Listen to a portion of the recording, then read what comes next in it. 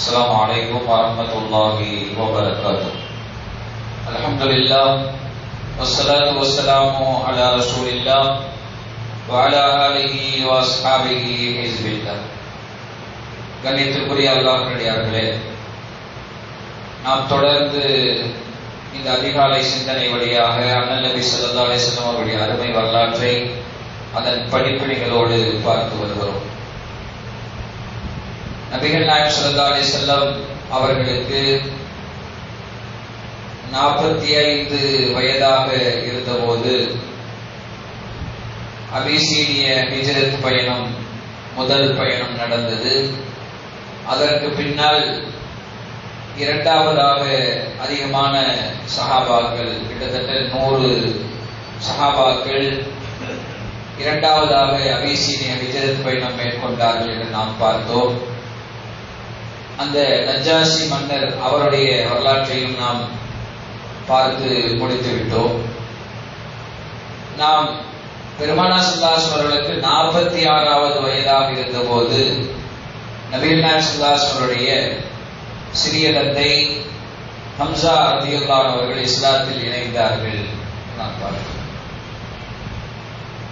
அவர் இஸ்லாத்தை ஏற்று 3 தினங்களுக்கு பிறகு, 3 நாட்களுக்கு பிறகு உமர் இப்னு கத்தாப் ரலியல்லாஹு அன்ஹு அவர்கள் இஸ்லாத்தை ஏற்கிறார்கள். துல்ஹஜ் மாதம் நபிகள் நாயகம் ஸல்லல்லாஹு அலைஹி வஸல்லம் நபித்துவத்தின் 6ஆம் ஆண்டு, அதாவது கிபி 616 உமர் ரலியல்லாஹு அன்ஹு அவர்கள் இஸ்லாத்தை ஏற்றார்கள். அவர் எப்படி இஸ்லாத்திலே இணைந்தார் என்பது சம்பந்தமாக வரலாற்றை நாம் ஹப்பாப் இப்னு அரித் ரலியல்லாஹு அன்ஹு அவருடைய வரலாற்றிலே நாம் பார்த்து விட்டோம். ஏனென்றால் அவர்தான் அந்த உமர் ரலியல்லாஹு அன்ஹுடைய சகோதரிக்கும் அவருடைய கணவருக்கும் திருக்குர்ஆனுடைய வசனங்களை கற்றுத் தந்து கொண்டிருந்தார் வீட்டிலே. அப்ப உமர் ரலியல்லாஹு அன்ஹு அவர்கள், நான் முஹம்மது ஸல்லல்லாஹு அலைஹி வஸல்லம் அவர்களை கொல்வேன் என்று எதிரிகளிடத்திலே சூளுரைத்து விட்டு கையிலே வாளை ஏந்தி கொண்டு வந்தவர் தன்னுடைய தங்கை இஸ்லாத்தை ஏற்றுக்கொண்டார் என்று தெரிந்ததால் அவரை அடிப்பதற்காக வீட்டுக்கு கோபமாக சென்றவர் அங்கே போய் இந்த திருக்குர்ஆனுடைய வசனங்களை கேட்டுத்தான் அவருடைய மனம் மாறி அவர் இஸ்லாத்திலே இணைந்தார் என்று அந்த வரலாற்றை பார்த்தோம். உமர் ரலியல்லாஹு அன்ஹு அவர்களை இஸ்லாத்தை ஏற்ற பிறகுதான் மிகப்பெரிய மாற்றங்கள் நடந்தது. இஸ்லாத்தின் மறுமலர்ச்சி என்றே சொல்லலாம். உமர் ரலியல்லாஹு அன்ஹுடைய இஸ்லாம் அந்த இஸ்லாத்தினுடைய மறுமலர்ச்சி என்றே சொல்லலாம். நபிகள் நாயகம் ஸல்லல்லாஹு அலைஹி வஸல்லம் இப்படித்தான் துஆ செய்தார்கள், இறைவா உமர் இப்னு கத்தாப் ரலியல்லாஹு அன்ஹு அவர்களை மூலமாகவோ அல்லது அபூ ஜஹலின் மூலமாகவோ இந்த இஸ்லாத்தை நீ பலப்படுத்து என்றார். இந்த இஸ்லாத்தை பலப்படுத்தி எங்களை பலப்படுத்தி என்று பெருமானார் ஸல்லல்லாஹு அலைஹி வஸல்லம் துஆ கேட்டார்கள். 2 பேர்த்தினால அப்படின்னு அல்ல, 2 பேர்த்துல யாரோ ஒருத்தர். அல்லாஹ்வுடைய அருள் உமர் ரலியல்லாஹு அன்ஹு அவர்களுக்கு இருக்கிறது. அதன் காரணமாக அவர்கள் இஸ்லாத்திலே இணைந்தார்கள். உமர் ரலியல்லாஹு அன்ஹு அவர்கள் இஸ்லாத்துக்கு வருவதற்கு முன்னால் முஸ்லிம்கள் மறைமுகமாக வழிபட்டார்கள், பயந்து வாழ்ந்து கொண்டிருந்தார். அந்த தாருல் அர்க்கம் என்று சொல்லப்படுகிற அர்க்கம் ரலியல்லாஹு அன்ஹுடைய வீட்டிலே மறைந்திருந்துதான் முஸ்லிம்கள் வழிபட்டார்கள். அங்குதான் ஒன்று கூடுவார்கள். இப்படித்தான் நடந்து கொண்டிருந்தது. சஃபா மலை குன்றுக்கு அருகில் இருக்கிற தாருல் அர்க்கம் என்கிற அந்த வீட்டிலே முஸ்லிம்கள் மறைந்து வழிபட்டுக் கொண்டிருந்தார்கள். அதே போல உமர் ரலியல்லாஹு அன்ஹு இஸ்லாத்துக்கு வருவதற்கு முன்னால் குறைஷிகள் முஸ்லிம்களை மிகவும் துன்புறுத்தினார்கள். உமர் ரலியல்லாஹு அன்ஹு அவர்கள் இஸ்லாத்துக்கு வந்த பின்னால் முஸ்லிம்கள் பகிரங்கமாக வழிபட ஆரம்பித்தார்கள். அவர் ஒருவரின் காரணமாக. அதே போல ஹம்சா ரலியல்லாஹு அன்ஹு அவர்கள் வந்ததும் இஸ்லாத்துக்கு மிகப்பெரிய பலம். அந்த மிகப்பெரிய வீரர்களாகிய அந்த சிங்கங்கள் அவர்களின் மூலமாக முஸ்லிம்கள் கொஞ்சம் பகிரங்கமாக வழிபட ஆரம்பித்தார்கள். தங்களுடைய இஸ்லாத்தை பகிரங்கமாக அவர்கள் வெளிப்படுத்த ஆரம்பித்தார்கள். உமர் ரலியல்லாஹு அன்ஹு அவர்களுக்கு பயந்து குறைஷிகள் துன்புறுத்துவதை நிறுத்தினார்கள். உமர் ரலியல்லாஹு அன்ஹு அவர்களுக்கு பயந்து முஸ்லிம்களை துன்புறுத்துவதை அந்த குறைஷிகள் கிட்டத்தட்ட நிறுத்திவிட்டார். நாயகம் ஸல்லல்லாஹு அலைஹி வஸல்லம் அவர்களிடம் உமர் ரலியல்லாஹு அவர்கள் இஸ்லாத்துக்கு வந்த பின்னால், நாயகமே ஸல்லல்லாஹு அலைஹி வஸல்லம், நம்மிடத்தில் தான் சத்தியம் இருக்கிறது, ஏன் நாம் மறைந்து மறைந்து வாழ வேண்டும்? சத்தியத்தை வெளிப்படுத்தினால் என்ன என்று நாயகம் ஸல்லல்லாஹு அலைஹி வஸல்லம் அவர் கேட்டார். நாம் பகிரங்கமாக கலிமாவை முடித்து கொண்டு காபாவுக்கு செல்லலாம் என்றார்கள் உமர் ரலியல்லாஹு அன்ஹு. நாயகம் ஸல்லல்லாஹு அலைஹி வஸல்லம் அவர்களும் உத்தரவிட்டார்கள். முஸ்லிம்கள் முதலாக அபூபக்கர் இஸ்லாத்தை ஏற்ற போது,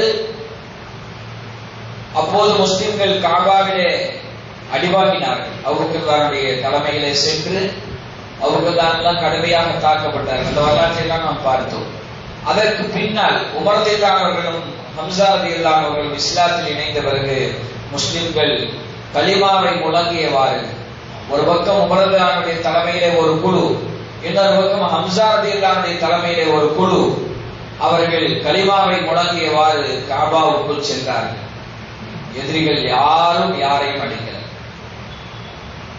என்றால் உமர் ரலியல்லாஹு மீது இருந்த பயம், உமர் ரலியல்லாஹு மீது இருந்த பயம். அவர் மிகப்பெரிய வீரர், இஸ்லாத்துக்கு முன்னாலும் சரி, இஸ்லாத்தில் இணைந்த பிறகும் சரி.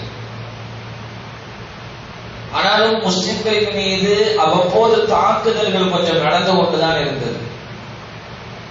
மிகப்பெரிய வீரர்கள் இஸ்லாத்தில் இணைந்தார்கள். ஹம்ஸா ரலியல்லாஹு, அதே போல உமர் ரலியல்லாஹு, ஜுபைர் ரலியல்லாஹு போன்ற மாபெரும் வீரர்கள் இந்த இஸ்லாத்தில் இருந்தார்கள்.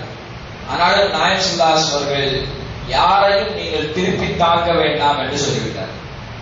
என்னதான் எதிரிகள் தாக்கினாலும் நீங்கள் திருப்பி தாக்க கூடாது என்ற நபிகள் நாயகம் ஸல்லல்லாஹு அலைஹி வஸல்லம் உத்தரவு இருந்த காரணத்தினாலே அவர்களால் ஒன்றும் செய்ய முடியவில்லை. முஸ்லிம்கள் பல துன்பங்களை, துயரங்களை அனுபவித்துக் கொண்டிருந்தார்கள்.